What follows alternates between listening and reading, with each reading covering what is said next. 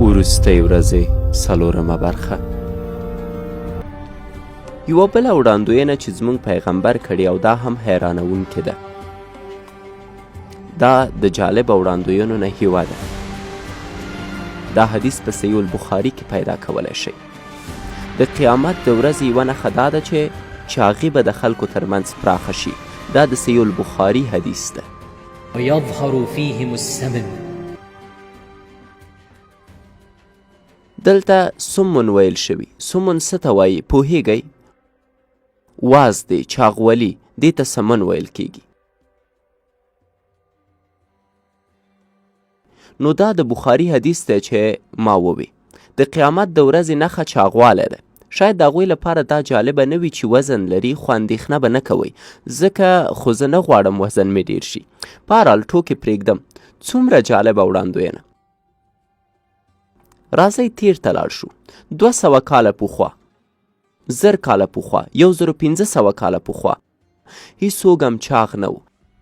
هر انسان چې چاغ وي یو لامل یې تنبلي ده. رومانیان، فارسیان، هندیان، چینایان، عربیان ټول بوخت و، خوځښت یې درلود او کارونه یې کول. د چاغوالۍ په نوم ستونزه اصلا ځمکه کې نه وه. نو که څوک غریب و، که څوک پیسه‌داره و، شاید لږ څه توپیر یې وزن کې و، خو د عامدو په شکل اصلا په یو ځای کې هم چاغي نه وه. نو اوس فکر وکئ، زموږ پیغمبر صلی الله علیه وسلم فرمایي چې چاغښت به نړیواله ستونزه شي. دا ډیره حیرانوونکې ده. هغه وخت هیچا هم فکر نشو کولی چې چاغښت به نړیواله ستونزه شي. دومره چې ورته به نړیواله د چاغښت د کنټرول شورا جوړیږي. هیچا فکر هم نشو کولی چې امریکا به یو ډپارټمنټ ولري چې د چاغښت اړوند هیوادونه به مانیټور کوي. هیچا دا خبره 50 کاله مخکې هم نشوه کولی. خو جالبه ده چې 1500 کاله پخوا دا خبره زموږ پیغمبر صلی الله علیه وسلم کړې ده چې چاغښت به یوه عامه ستونزه زما په امت او نورو امتونو کې اوسي، او دا اوس یو حقیقت ده. دا بیا هم یوه عجیبه پوښتنه ده او زه یې له امله بخښنه غواړم. اما دا نو څه معنا لري؟ آیا چاغوالی حرام ده؟ دا ګناه ده چې وزن مو ډیر اوسي؟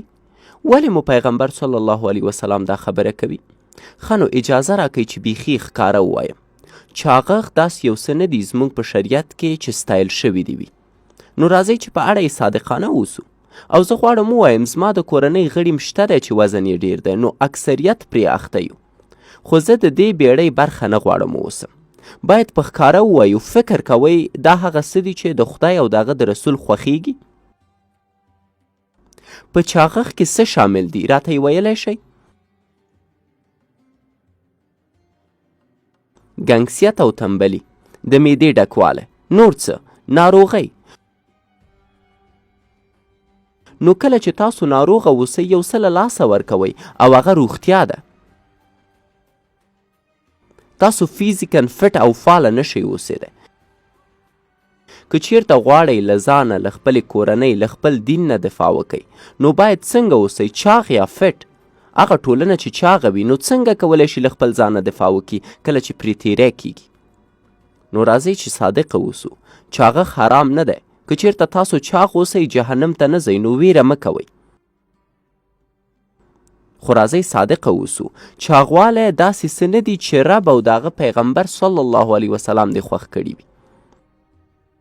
ځکه خو زموږ پیغمبر صلی الله علیه وسلم فرمایي چې د قیامت د ورځې یوه نښه دا ده چې چاغوالی به له حده ډیر وي، او هر څوک به له دې ستونزې سره مخ وي. پناه ده خدای ته. له 10 سترو هیوادونو نه فکر کوم 2 مسلمان هیوادونه دي. لومړی درجه هیواد مسلمان هیواد دی چې ډیر چاغوالی لري. 2 نمبر مسلمان هیواد دی.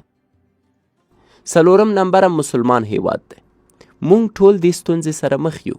په ځینې مسلمانو هیوادونو کې اکثریت عام او خاص خلک په چاغو خلکو کې شامل و.